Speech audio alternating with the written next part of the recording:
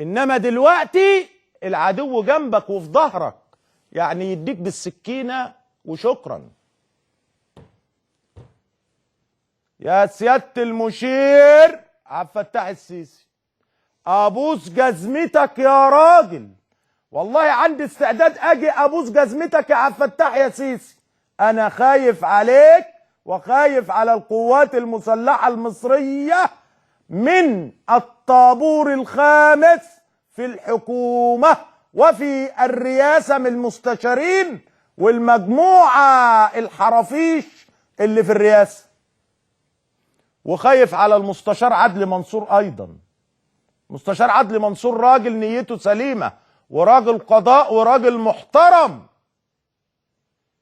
وراجل وطني 10/10. خايف عليه برضو والله العظيم. شفتوا الترتيبات دي كلها من اجل ايه؟ من اجل ان تتمكن الموجة الثانية من امواج الجيل الرابع من الحروب تتمكن من مصر، ويكون النتيجة هو اسقاط مصر اسقاطا نهائيا.